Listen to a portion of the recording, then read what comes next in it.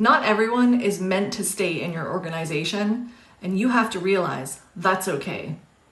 Some people can get an immense amount of coaching, mentoring, extra training, etc., and they still can't get their shit together. That's when you as a manager have to make a decision, because otherwise the rest of your team will make the decision for you. I was working with a team a while back where the manager, for all intents and purposes, was great. He was a really good person. Everyone loved him. Employee surveys were super positive. People generally wanted to work with him. But there was one flaw. He didn't deal with underperformers. And that came up over and over and over again. And unfortunately, it happened for years and years. To the point that now an external consultant, like myself, had to come in and do a harassment investigation. It wasn't the manager who was harassing or being harassed. It was stuff that was going on between the team that the manager was not dealing with. Now, when I finally got to the point of interviewing the manager, he knew I was coming. He entertained having a conversation with me, but he really did feel that he had dealt with the situation, and he thought he was a bit surprised, I would say, that I was coming in. He's like, he had conversations with people, he had written them up, no one was coming to him anymore to make complaints, and so he thought everything was okay. The key, though, is that no one was coming to him to make complaints anymore. And when that happens, when people don't want to speak up, it's because they know that nothing's going to be done about it. And that's more detrimental to a business than people speaking up. You always want people to share feedback about how they're feeling, what they're doing, if they like the job, if there's something can improve. Feedback is so important, and for people to know that they can go to their manager and provide feedback, because as soon as someone's quiet, that's a much bigger flag. And then it turns into the situation like what I had. So fast forward now, I had to interview 23 people, including the manager, and it all boiled down to one person who was underperforming, however, was also having bad behavior towards people. And the manager just didn't deal with it. And I felt really bad because, like I said at the beginning, he was awesome. He really was. You had such a great energy from him. He got along with everyone, employees and customers. Like, he was a real asset to the business, but he wasn't doing part of his job. So in the end, we had a problem, right? And the manager just couldn't get his shit together to terminate someone.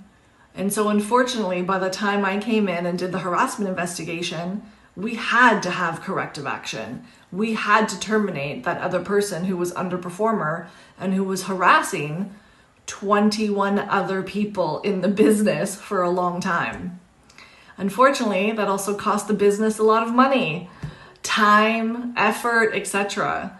So I'm hoping that in your business, you're not going to let it get to that point, because if it does, it costs more than what you would want it to. And it's also your time costs money, right? Like all the time you have to put into these things. So terminating sometimes has to be quick and easy.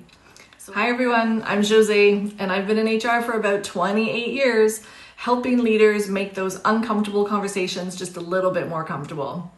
So today we're talking about terminations, something that I have done a lot of, unfortunately.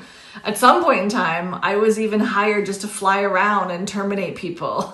I felt like that whole movie, The Air Up There. Okay, so let's get back to the real issue here. Terminations.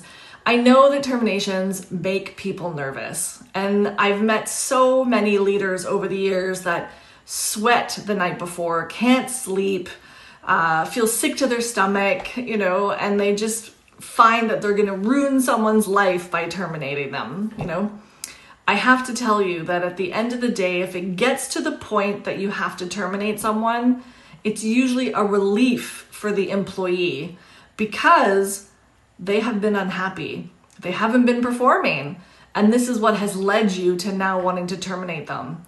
So don't be so hard on yourself when you have to terminate. So one of the first tips today for helping you make terminations a little easier is make sure your office is properly set up, right? So you want to have a chair for your employee who's going to come in, the person you're going to terminate them. That chair should be closest to the door in case they want to escape, they want to stand up, get pissed off, etc. But they have to be able to exit as quickly as possible.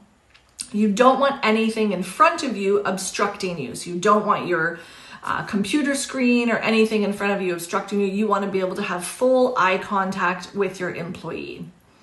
The other thing, it's also good to have a second chair with you, and I'll let you know why a little bit later.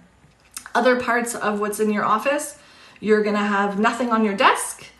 You should have nothing sharp around, and you should have a box of Kleenex. Just in case people do get very emotional, you want to be able to offer that for them.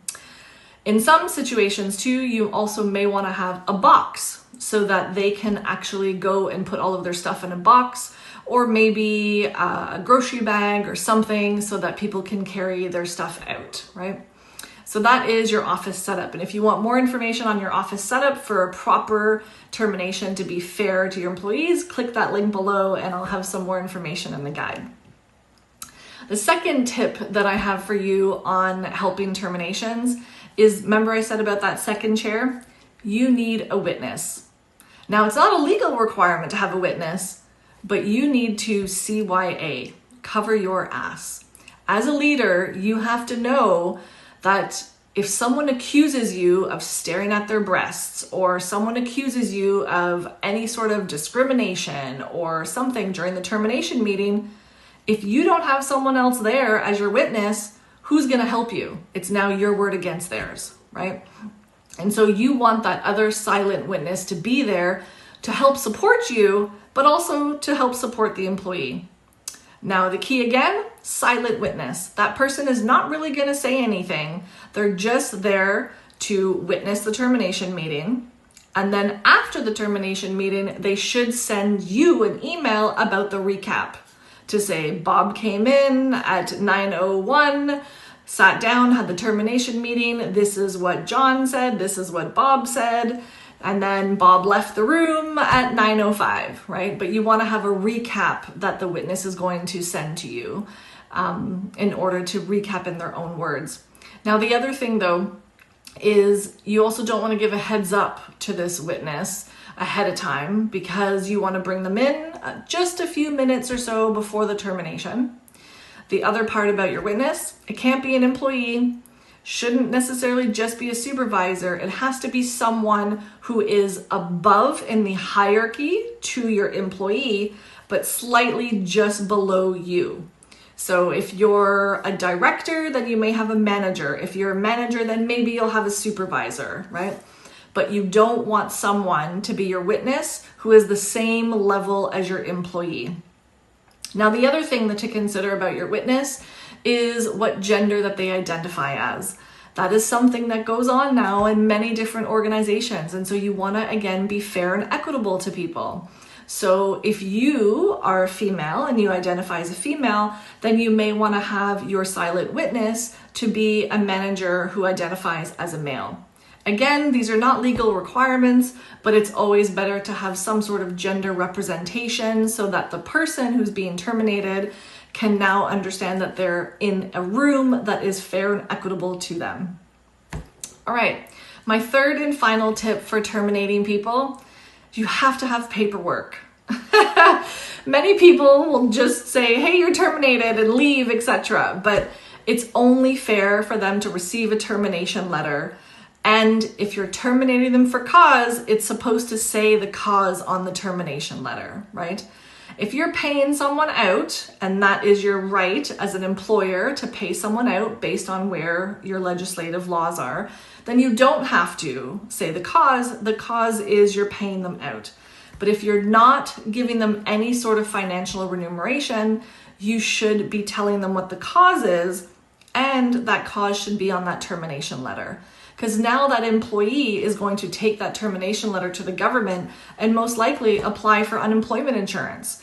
And so if you want to avoid back and forth phone calls from the employment office, you want to make sure that that information is on that termination letter. Now, I'll give you another little sweet tip as a fourth tip. We never really walk people out of a business. You've just terminated them, which chances are they're embarrassed, right? Some people get pissed off, but most people, they just get embarrassed. They just want to gather their shit and get out of there. So they don't also need to have a walk of shame, right? Because that just brings more attention everywhere else. You let them gather their things. Remember, hopefully you could give them a box or a bag and then let them leave with dignity on their own. The only time I would ever suggest to walk someone out is if they have stolen, because you don't want them to steal again on their way out, or if they are making a really big ruckus and screaming and etc., whatever, then you're probably going to walk that person out. So thank you for watching today, and I look forward to seeing you on our next video that will provide you some HR tips and tricks for being a better and stronger manager in your business.